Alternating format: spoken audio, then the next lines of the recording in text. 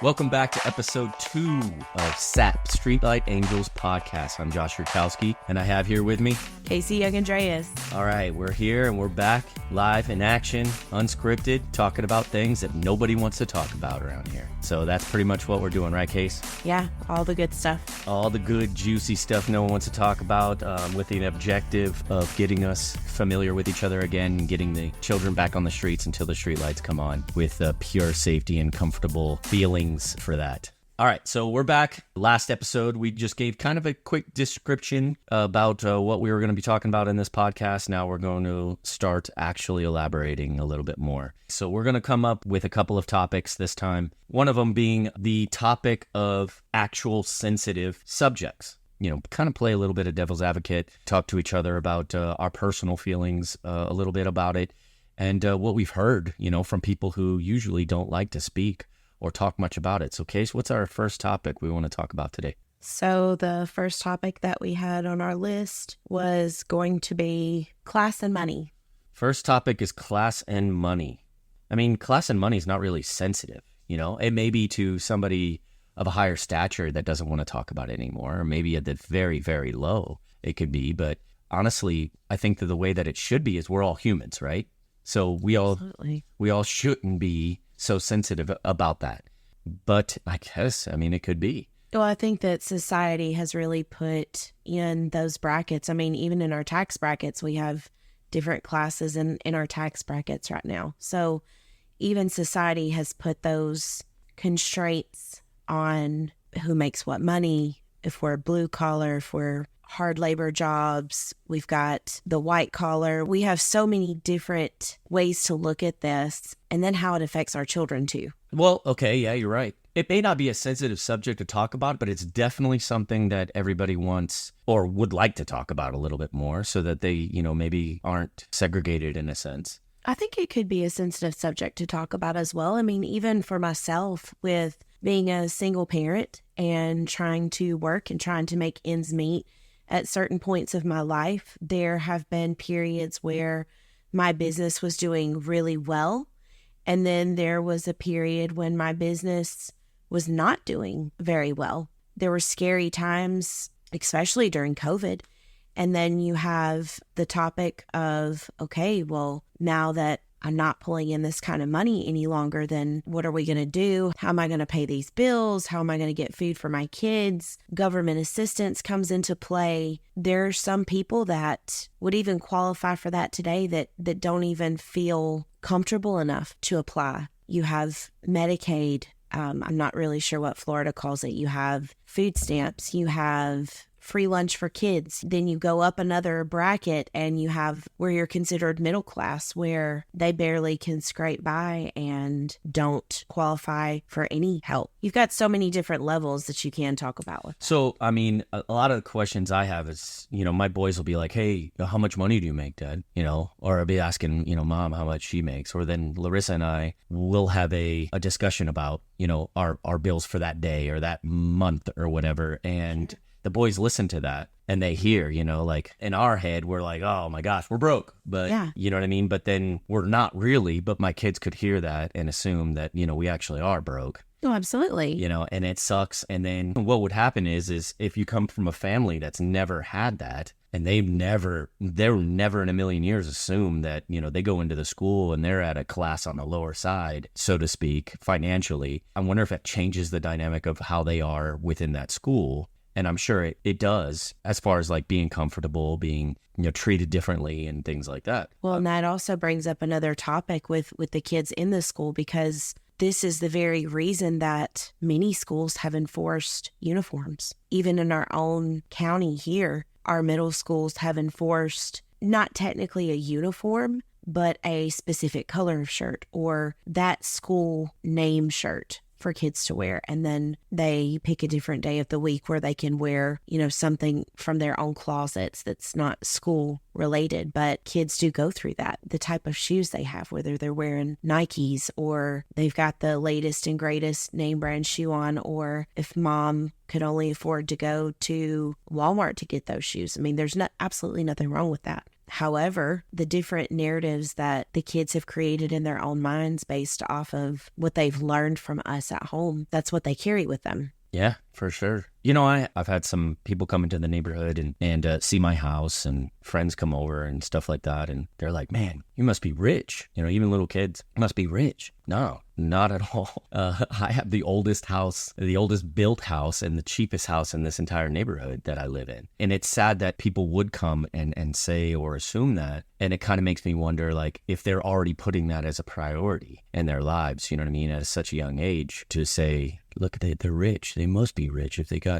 I don't know, whatever we have that may look like it, or whatever we have that some others don't. And I can tell you I'm richly in debt. You know what I mean? And and that's what I am, to try to make the best of our living. Obviously, we do what we can and we keep pushing. But I don't want that to be something that should be on the child's mind. If anything, it should be coming over and saying, I love this backyard, what I mean? Because there's enough space for us to play in and the trampoline and stuff, but not so much, the focus on the class. You know what I mean?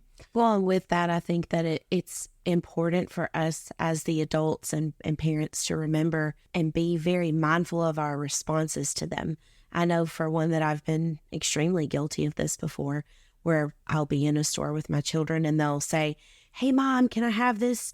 I really want to get this today, or I really want to get that. And my first response is, I don't have money for that today. And I'm showing them what it's like to not have.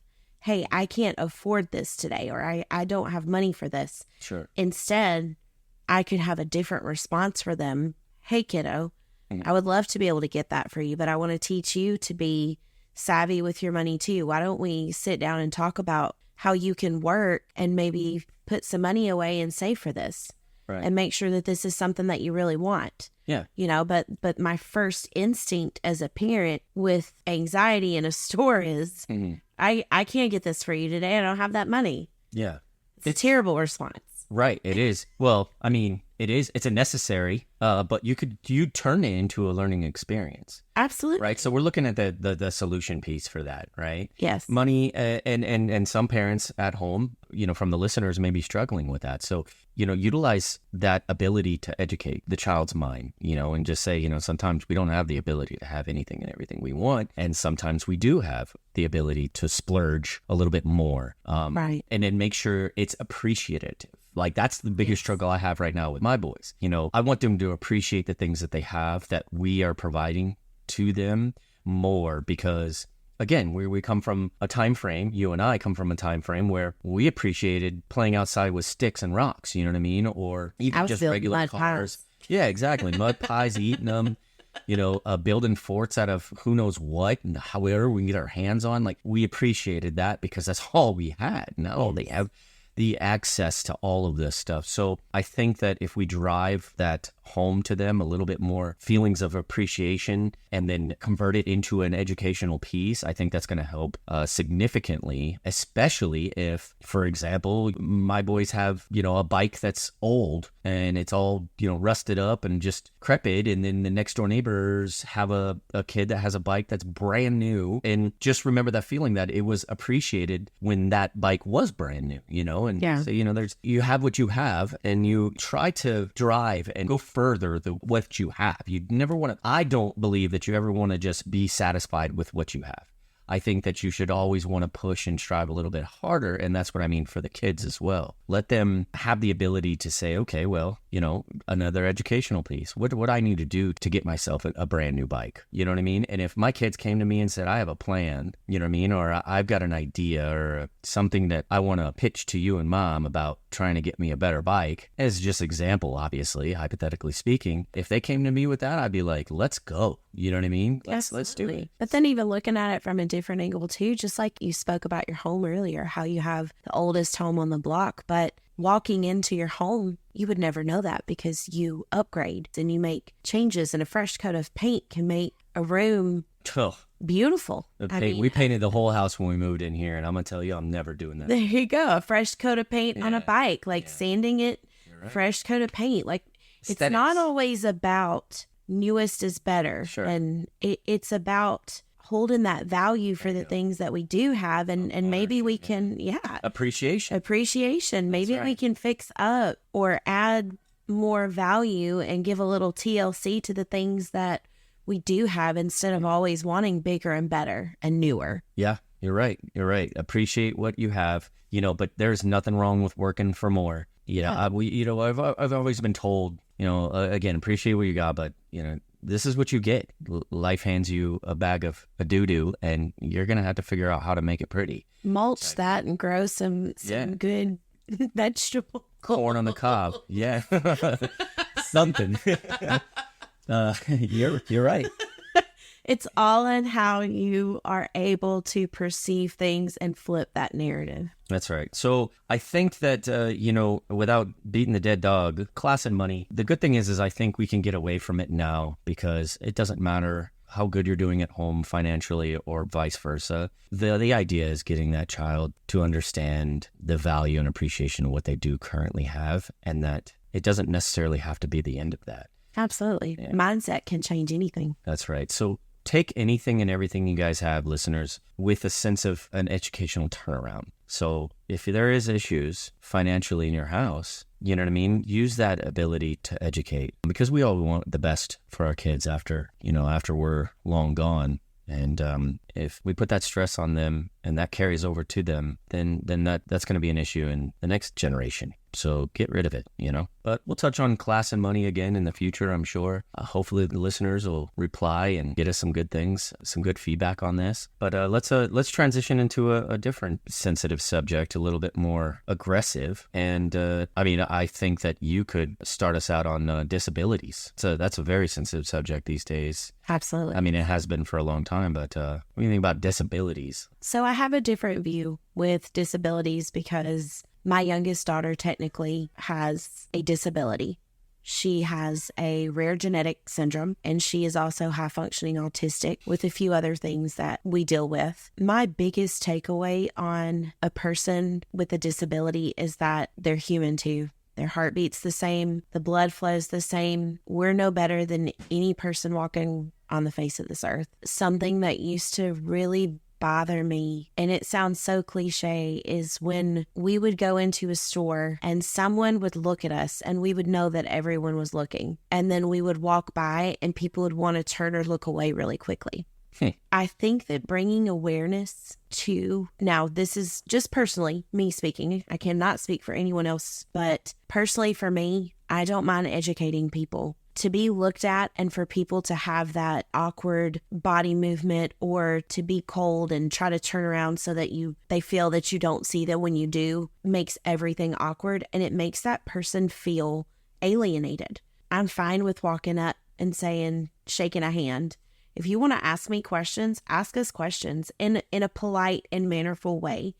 We'll educate you. We'll educate you on her syndrome. I'm happy to connect with people because you never know what other people are struggling with or dealing with. I would also like to see people be more mindful with their words when we are talking about disabilities or we're speaking to an individual with a disability. Part of my child's disability is very short in stature, and she gets so many comments about, oh, you don't look your age, you're so small.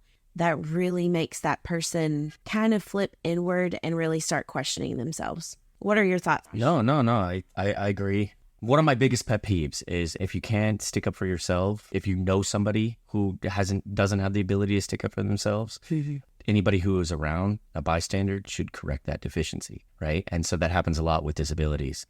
There's a lot of people out there that can't, with a disability, that can't stick up for themselves, whether it's, mentally or physically, but absolutely. If you're just going to stand around and be a bystander, or you're going to be somebody that as a part of that, that's different than bully. Having a disability and then you taking advantage of someone with a disability, that's totally different than just being a bully, right? Then you're just a big piece of trash. You know what I mean? And so if nobody calls you out on that, then anybody who's watched it and allowed it to happen, they're a piece of trash too. And that's just the way it is.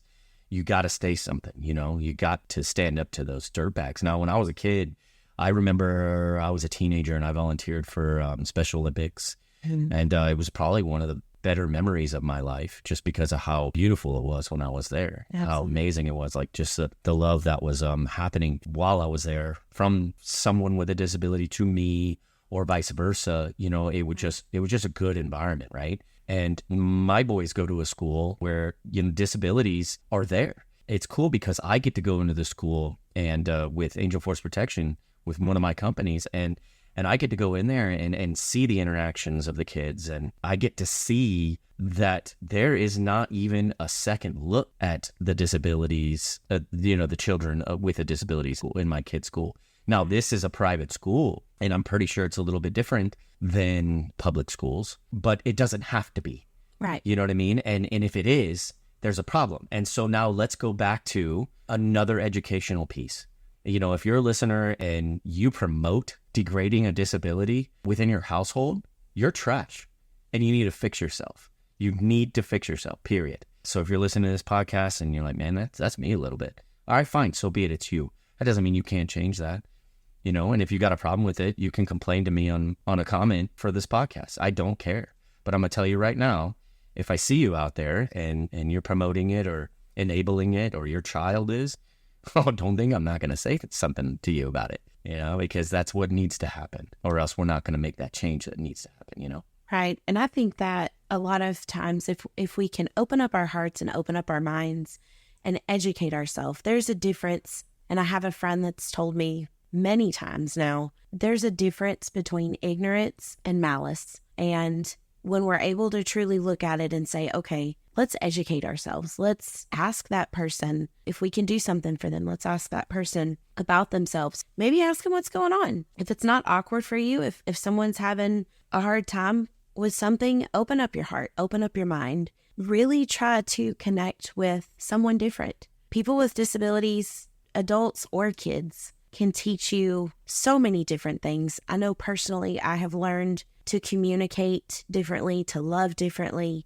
to really see things from a different angle than I would have had we have never dealt with this. Right. Yeah. And again, back to the derivative of it all, regardless, if you're an adult and you're already done, but you have children, put your bias aside, or maybe your past experience, how you've been, put that aside and just try to think about what are the better things that you can help educate your own child. You don't want anybody else doing that for you more than you should be doing that for yourself. So make sure you're helping those little ones out if you've already got the damage, But we talk about, disabilities. Another thing that we could definitely expand on in a episode by itself, maybe with a guest speaker or something, but we encourage you as listeners to go in there and talk about some of the issues you had, maybe with somebody in your own family that's had it, or some, what's weird? It's actually funny. There's people out there that aren't disabled that act like they're disabled. You know what I mean? There's adults out there that they're not disabled, but they act as if they have a disability, I've seen that numerous times, and almost as if they want to live off of that disability. Have you ever seen that? Personally, no, I have not. I've heard about that before. However, I do try to be mindful with that too, with thinking, maybe not all disabilities are visible to the eye. I had a preacher when I was growing up that left a lasting imprint that said, honestly goes into mental health, but he asked, if you were shot, would you stand there with a gaping wound and not go get help? Mental health is the same way. Sometimes there are things that mentally are going on with an individual. Now, probably not the same as what you're talking about, but I have seen mental health issues where the disability wasn't physically seen, but I know because the individual had shared with me struggles that were going on. But with that, I am sure that people do try to play off the system. Yeah, try to take advantage of it. Yes. And that would be sad too, but that's not a disability. That's just them being absolutely stupid. You know what I mean? And unnecessary and immature. And there's definitely a big difference between the two. Don't be an enabler at the house is what we can say about that. So as a question or a request from us, get on there, get in them comments underneath there, and let us know what you all think about our conversation on the disabilities. And again, reverting back to the solution for it, use that as an educational piece to help better your children's thought process when it comes to that kind of stuff. It's a sensitive subject, like we've said. However, it's definitely something that needs to have some light shed on it so that people can be more educated about it versus, like you said from the very beginning, shying away from it or make it more awkward than it really needs to be. Just living beings with blood and guts and big old heart like the rest of us, so. Well, and these kids, you may not think that they're aware of what's going on, but they are.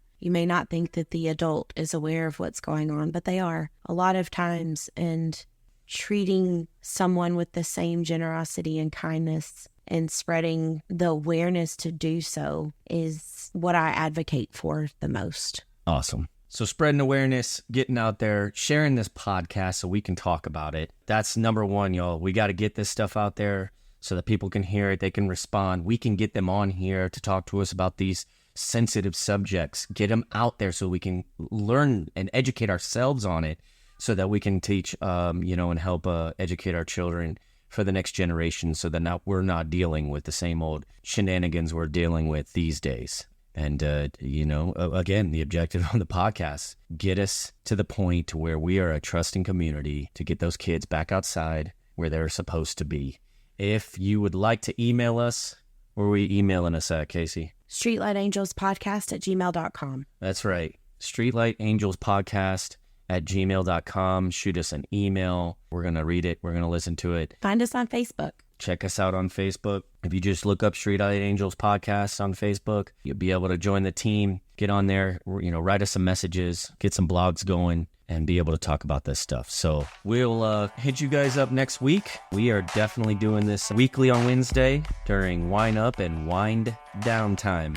We appreciate all of our listeners. We appreciate you guys being with us, following us, giving us likes, giving us love, and we hope to connect with you again next week. Have a safe day.